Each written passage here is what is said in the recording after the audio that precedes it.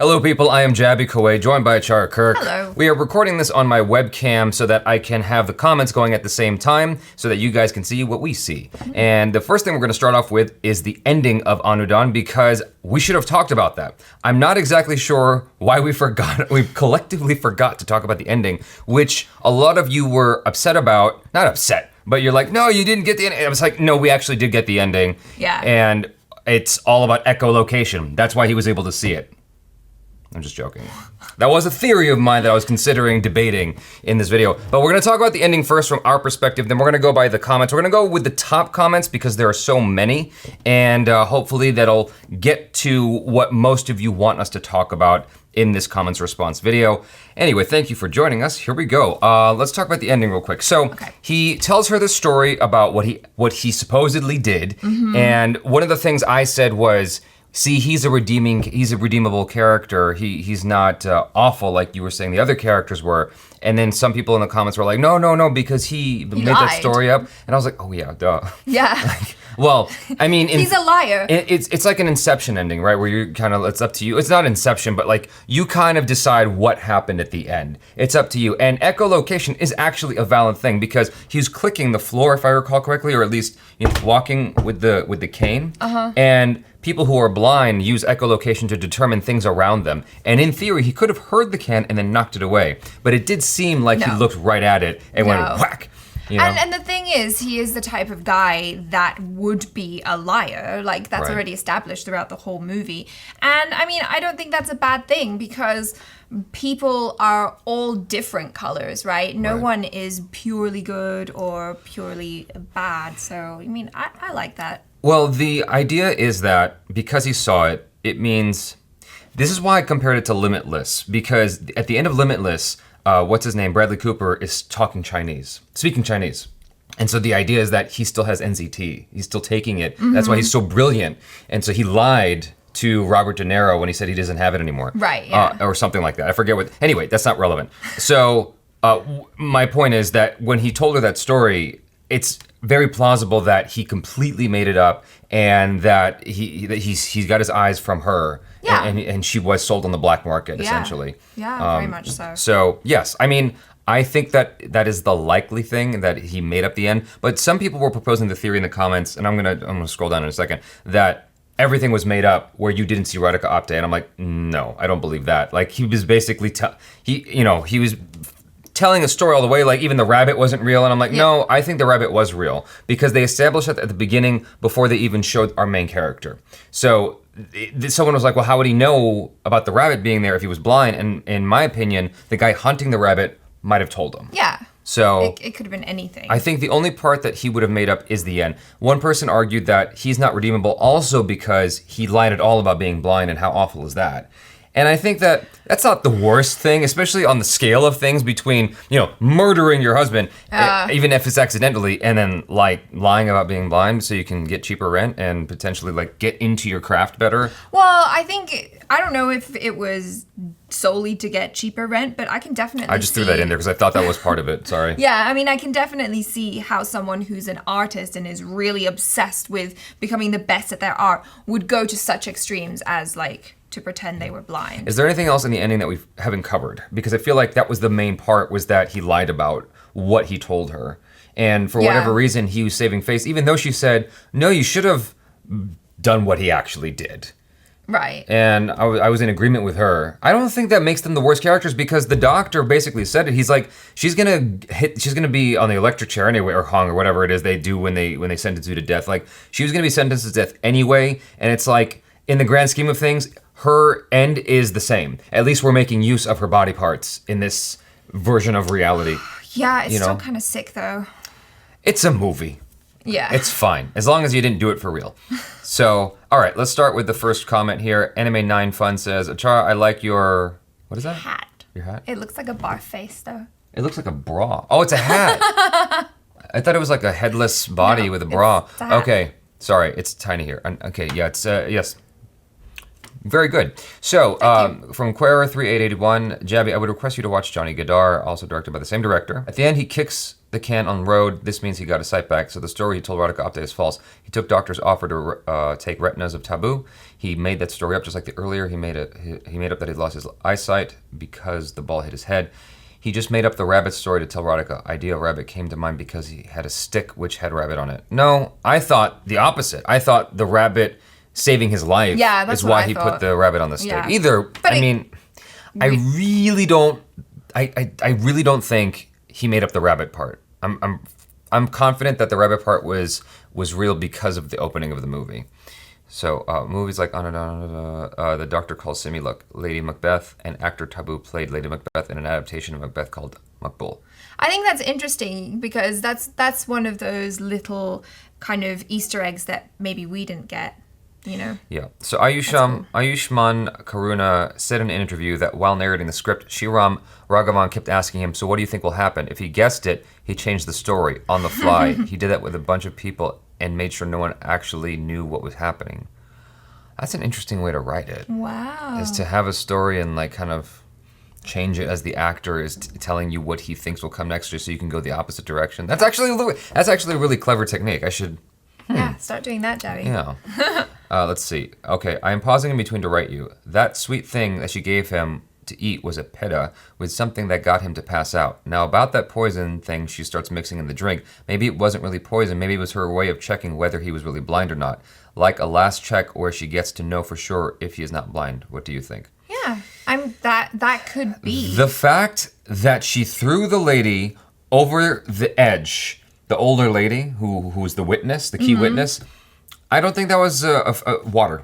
I don't think she was just checking if he was blind. I think that she was determined to wrap shit up. Like, she... Well, the thing with the woman that was blind was that was almost like a crime of passion, because I think it wasn't really going according to her plan exactly, because what's his name? The blind guy showed up. So that was a surprise. She was going to do something else entirely. You got it wrong about Taboo's husband watching YouTube videos of old Hindi films. It was him in those videos when he was young. Did I say the opposite? I think it just wasn't clear, because I know what you meant, and I definitely understood that he was an old movie star. Yeah, because we referred to his IMDb with 130 credits in it, and I was like, yeah, clearly this guy has a long list of credits. He's a old-time Bollywood star. Yeah. So that was a very Tarantino move, because according to this, like, I think it was this one, he savor his past glory, because he, in real life, he's not as big anymore. I thought I saw that here somewhere, that someone said that. And so it reminded me of Tarantino with Pam Grier with Jackie Brown and one other actor in that movie who he basically helped to have a comeback. Tarantino does that a lot. Right. And so, likewise, the director's doing it here. In a brilliant stroke of casting, a person who plays Taboo's husband was a real-life, legitimate 70s movie star. So those videos he sees are the videos of actual celebrities in his movies that he cast a lead in. Yeah, we got that. So yeah, that was pretty clear. Maybe it just wasn't clear when we were talking about it. I was so excited when we were talking about it that I kind of didn't care what was clear or not when we were shooting that video. I was just wanted to get the energy out as fast as possible, and then I put it up on the internet. So, spoiler alert, she was a sociopath, but in her head she wasn't. One scene, that basically is how you classify it. One scene that emphasizes this point is how she cooks the crab. That is the reason why she blinded Ayushman instead of killing him. Well, yeah, you can definitely see her tendencies there, but I think that is kind of the way you're supposed to cook crab. It's really mean. I think she wasn't trying to poison him. It was some ordinary liquid which she mixes in Akash's coffee in front of him to check if he's blind. If he hadn't reacted, she wouldn't have done anything. She would have left him unconscious, done by the substance mixed in sweets. But as he reacted by breaking the coffee mug, then she had to make him blind. Till that point in the film, she had no intention of killing him. Well, two people feel that way so far. Right. Man, Jaby is a La La Land hater too. I don't hate the movie. I just really dislike the film. I'm just kidding. I just don't like the ending. The ending really made me upset because it felt contrived. That's why I hate on La La Land. Not that I hate the movie, I hate on it. There's a difference. A very, very strong delineation between the two. Because I thought the ending was lazy. It was just convenient. It wasn't like earned. It didn't make sense in reality. So, but what if Akash and the doctor really sold Simi's kidneys, but to appear good in Sophie's eyes, Akash lied to her? Yeah. Yeah. And the blind rabbit represents Akash. The prey became the hunter. How? I don't follow that logic. I mean, I like that. That's poetic, but yeah, I'm not really sure how. Let's see. If you want to know Suram Raghavan, then watch Badlapur and Chana Gadar. Okay, that's duly noted because people keep saying that. Achara, you're looking so pretty. Well, thanks. That's not related, but thank you. Indians probably have become used to music in movies. It's an Indian style to convey a message or develop a theme or just express through music. I'm glad this person's saying this. When I first watched a Hollywood movie, the first thing I noticed was it had no songs. So someone who is new to Indian movies would probably just notice the abundance of it. See, this is misunderstanding my perspective on things. I don't have an issue with music being in the movie. I have an issue with the specific music itself because we just watched Sui Daga Made in India, and I commented about how much I loved the music in that movie. It worked for me very, very well. It was effective. Not just the soundtrack, but not just the score, but the soundtrack as well, the sung music. And so here, it just didn't move me. Like, you like the songs. I did, yeah. I enjoyed the music. It was good. I'm used to the fact that Indian films have music in it. That's not where I'm taking issue. It's that the music itself, I was just like not a big fan of. Not all of it, but like there was a lot of piano music. I was like, I could do without this and just keep the movie rolling. So the ending was false. He actually made up the hair story to tell Apte. How did he know the hair saved him? As he could not see, he most likely sold off Tabu's liver with the doctor. That's why he kicks the can at the end. He's not blind. He's probably got the cornea from Tabu as well. He explicitly says he has no friends. Then which friend helped him to get to London? Yeah, that did cross my mind yeah. Actually, but then it conveniently fell out of my mind. So good point there. I thought they were gonna say which friend, and then they didn't, and the movie ended. But I was so like caught up in the can thing that I forgot about that question. Yeah. So he used the money he got with the doctor. There was no redemption. The beauty of the movie was that all the characters were deplorable. I agree with you there. I still think they're all deplorable people, but it's interesting. It's interesting. Even though all the characters did something messed up at one point or another, on the spectrum of dude who's pretending to be blind and then taking her eyes at the end because she's a conniving, murderous bitch, okay? And then the murderous bitch. Like, on the spectrum, I don't think he's as deplorable as anybody else in the movie. But that's the thing. Like, and he doesn't betray anyone else either. He might have lied, but he doesn't outright betray anyone. Yeah, but there's shades of deplorable, and it's interesting because we're used to following protagonists that are more noble, generally. Although he's not quite an anti-hero. No, that's what I'm saying. Yeah. See? Okay. We're on the same page. Still same deplorable. Same page. Still deplorable. We're at least in the same book. Yeah. So, Jaby, I think you should give a reaction to Hamid movie trailer. Spoiler alert, 1 point Jaby. Akash, in fact, took 1 crore rupees offered by the doctor and got his eyes back from everyone's correcting me on the same idea. Anudon is based or inspired by a French movie, called La Courtier. Something just like this. I don't know, La Courtier. I don't know correct spelling. Ah, interesting. But nevertheless, I called it. I said it felt like it had French influence. And booyakasha. It's right there. Le Courtier. Le Courtier. You didn't understand the movie at all. It was all plot devised by Ayushmann Khurrana's character. What, like the usual suspects, like that? Yeah, maybe. I don't think that's the case at all. He's not Kaiser Soze. He was never blind. Watch the explanation video on this movie, then you'll actually know what the hype is all. When Tabu mixes something in his drink, it wasn't really okay. So everyone seems to feel this way. It was just plain water.